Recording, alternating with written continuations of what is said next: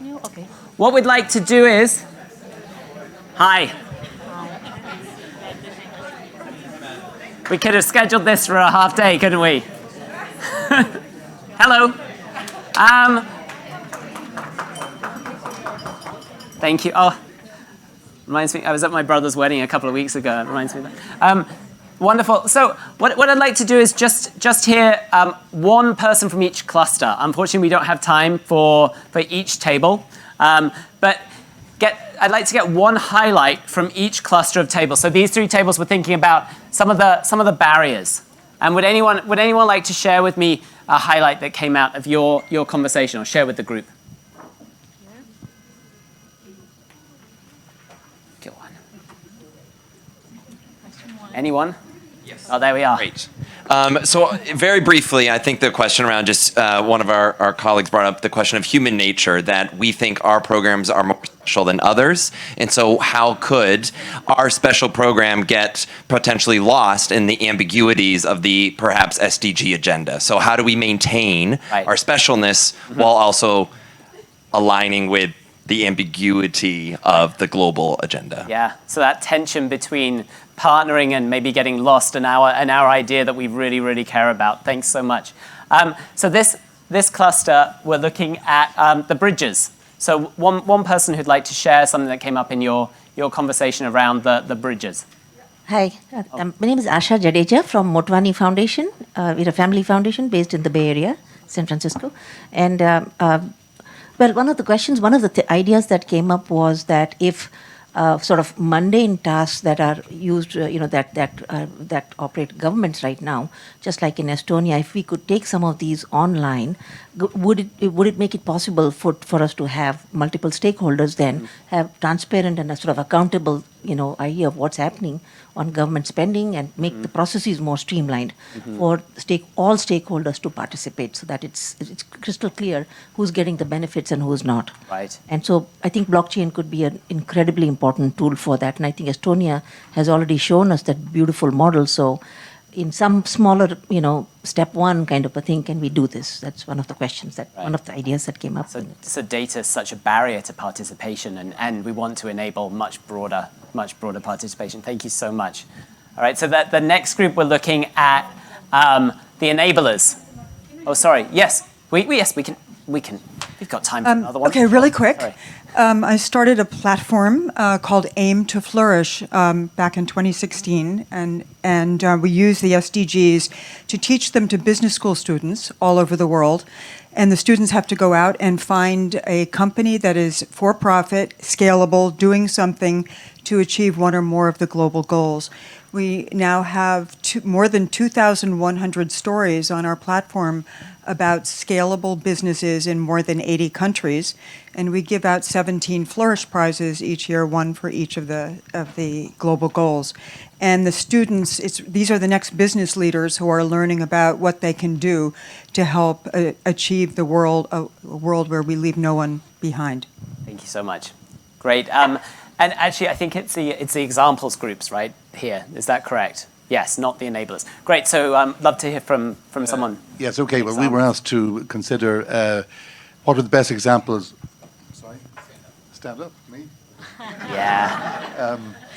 Okay, we were asked to come up with the best examples we found of multi-stakeholder cooperation in the context of the SDGs, and we came up with various ideas, but the one that we're picking out, it's not hugely original, I have to say, but we think it is a very, very effective example, and that is the Gavi Alliance, because it's a combination of public and private sectors, and as you know, working to provide vaccines to children in developing countries. But it works very, very well.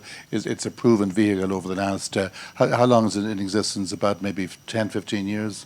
Yeah. So not hugely original, but we think that that's a good example. Right. Yes. So there are some fantastic examples, both at the global level in the case of Gavi, and also I think we heard at the country level of some examples and some bright spots that we can look to and build upon. So over on this side, I think we were looking at some of the most important enablers for this work. And Yes, Dumisa from Botswana. So I think we just sort of agreed that there was a need for some form of convening, whether it's through an association or biannual meetings, that can be online or in person as well, where it would be very critical, having different stakeholders and then at least being able to sort of discuss particularly around issues of language. And I think what we said is that, not one would be the solution to all, but that just having a multi-pronged approach to it. Yeah. Wonderful. Thank you so much. So thank you for coming and thank you for contributing to this. This is all, I think, really helpful information and ideas for Benjamin and for the Wings team, and indeed for all of us as we look to engage in really concrete action and doing something differently. It's not going to be okay. Just continue the same way that we have been in the past. I'm going to hand over in just a moment to Heather, who's going to share some final words with us. But before I do that, we have one piece of housekeeping, which is that for those of you that have these wonderful plastic name tag holders, the Ford Foundation does recycle those. So please leave them on your way out, and they can be used again. Wonderful. Heather, please. Thank you. So I'm going to cede my last few minutes to our president and CEO, Melissa Berman. She does not encourage mission creep at Rockefeller Philanthropy Advisors. Our mission is to promote more thoughtful, effective philanthropy, but she does encourage a lot of innovation within that mission. And I thank her for allowing the platform to be a part of that. And she's been analyzing philanthropy for 2 decades, and I'm sure you have some interesting ideas. Thank you, Heather. That's very kind of you. I want to thank all of you for your enthusiasm and participation. I want to echo the expression of gratitude to Heather Grady, Kelly Diggins, and also our colleague Carolyn Swozy for everything that they've done to make today another successful milestone in our work on the SDG Philanthropy platform. I'd also like to express our appreciation to all of the partners that we've been working with over the last 5 years, whether it's Hilton, the Ford Foundation, the Brock Family Foundation, as well as Aga Khan and all the other organizations that you see on the program today. It's really been wonderful. And third, I'd like to say how excited we are to pass this on to Wings as the global platform leader going forward. We think it's an ideal choice and an ideal partnership, and we really are delighted that they are taking this on and moving it forward. And then I think I would also like to say that I'm optimistic. Because I feel that it's terrible close to 5 p.m. in New York to leave a room not optimistic.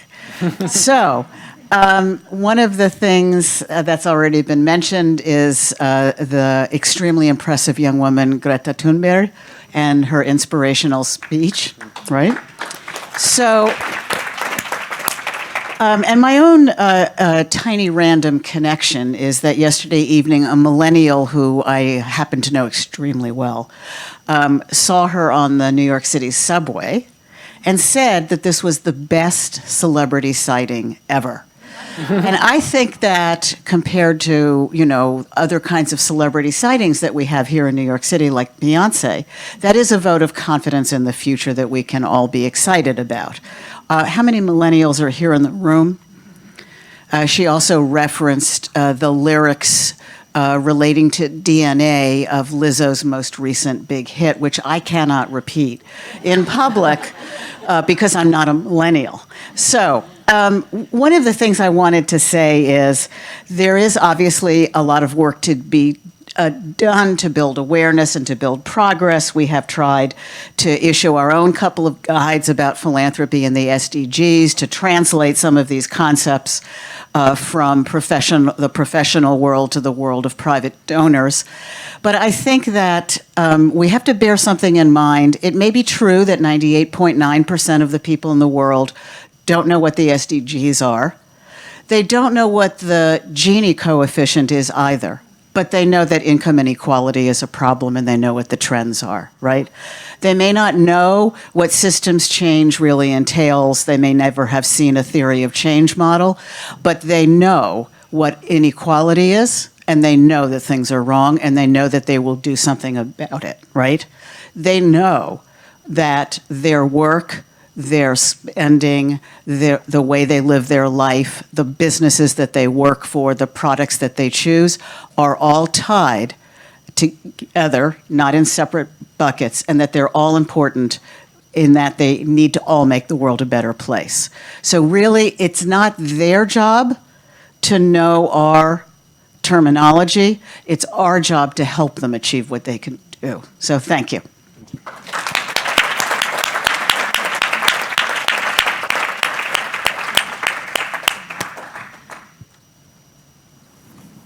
All right.